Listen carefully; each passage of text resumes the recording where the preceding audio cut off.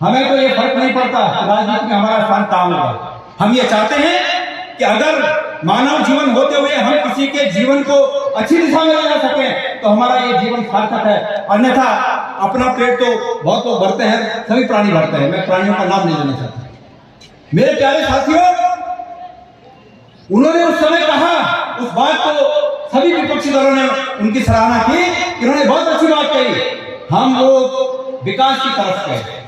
अगर किसी को मैं ये कहूं जोर से, अपने धार्मिक स्लोगन का नाम जोर से इस आशय से कहूं कि तुमको जबरदस्ती ये बात बोलनी है, तो मैं इसमें विश्वास नहीं करता, बिल्कुल नहीं करता मैं इसमें विश्वास। मैं इसमें विश्वास करता हूं कि भगवान का नाम, मैं सुबह जब उठा, मैंने सुबह अपने हाथों के दर्शन के कराग्रे वर्षते लक्ष्मी करमध्य सरस्वती, और भगवान जिनको मैं अपना हितैषी मानता हूं, जिनको अपना पालक मानता हूं, उनको याद किया।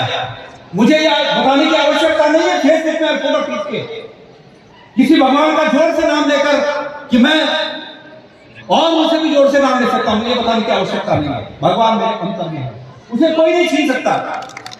क्या है धार्मिक और धर्मांतर? मैं बद्रीनाथ का अध्यक्ष था, और ये जो अभी केदारनाथ में सोना चोरी हुआ है ना, मेरे अनुज, मैं अध्यक्ष था और मुझे ये ऑफर आया था कि सोना क्यों चोरी करो, मैंने नहीं होने दिया। मैं जब तक अध्यक्ष था मैंने वो चोरी नहीं होने दिया, मैं वो सोना चोरी होने देता और जय श्री राम बोलता। क्या ये धार्मिकता है? धार्मिकता ये है कि मैं जिस पद पर हूं उस पद के साथ न्याय करूं। ये भारत सोने की चिड़िया था, ये भारत सोने की चिड़िया हो सकता है, ये तब हो सकता है कि जब हमारा मनरेगा का मजदूर से लेकर भारत का प्रधानमंत्री राष्ट्रपति अपने कर्तव्य को, अपने स्वार्थ से परे होकर अपने कर्तव्य का निर्वहन ईमानदारी से करे, तब हम भारत सोने की चिड़िया को बना सकते हैं, भारत को सोने की चिड़िया बना सकते हैं। अन्यथा अपने स्वार्थ के लिए। मेरे प्यारे बच्चों, आपके माँ बापों ने जिस सपने के साथ आपको यहाँ भेजा है, मैं समझता हूँ, मेरा आग्रह है आपसे, आप अपने सपनों को अपने माँ बाप के सपनों के साथ सम्मिलित करके उस सपने को पूरा करना। और हरीश रावत जी का मेरा ये दिन आज मैं सार्थक मानूंगा, इस बात को आप लोग अगर गांठ बांधकर अपने साथ ले जाएंगे। संघर्ष हमारे प्रारब्ध में है, और ये संघर्ष हमने हमारे महान जो जिन्होंने स्वतंत्रता संग्राम में अपने जान न्यौछावर कर दी, उनका वो बलिदान हमें संघर्ष के लिए प्रेरणा देता है। हम आज भी संघर्ष करने के लिए तैयार हैं।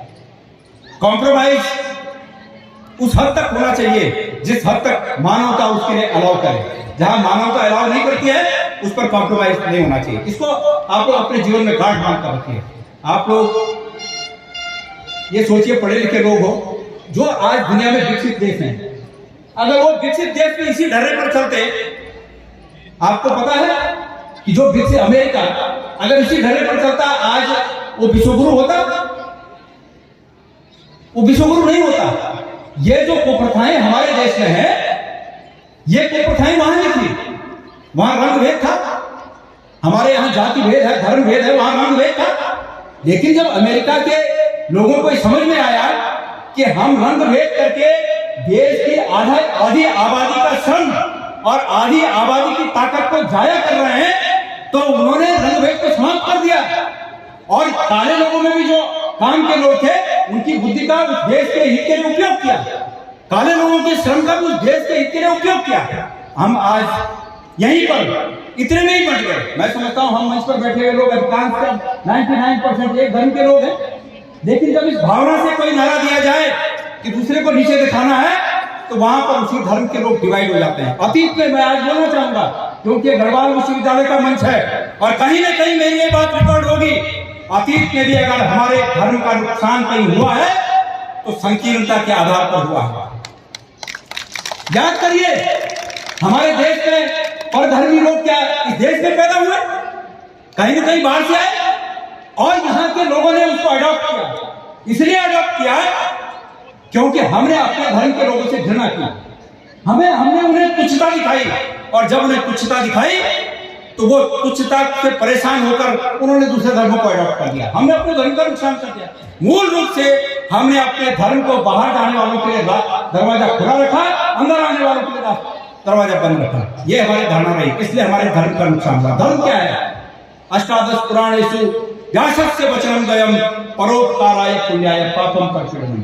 मेरी धर्म की परिभाषा ये है कि अगर मैं किसी का मदद कर सकूं, मेरे में करुणा हो, मेरे में दूसरे के लिए दयालुपन हो, तो मैं उसको असली धर्म समझता हूं। बाकी जिनको अमूमन आम आदमी धर्म समझता है, मेरे लिए वो जीवन जीने की शैलियां हैं। कोई गोल टोपी से जीवन जीता है पहनकर, कोई हमारे भाई जैसे टोपी से टोपी पहनना पसंद करता है। ये जीवन शैली है। धर्म असली रूप में धर्म ये है, अष्टादश पुराणेषु व्यासस्य वचनं द्वयम् परोपकाराय पुण्याय पापम कर्तव्यम्। मैंने बहुत ज्यादा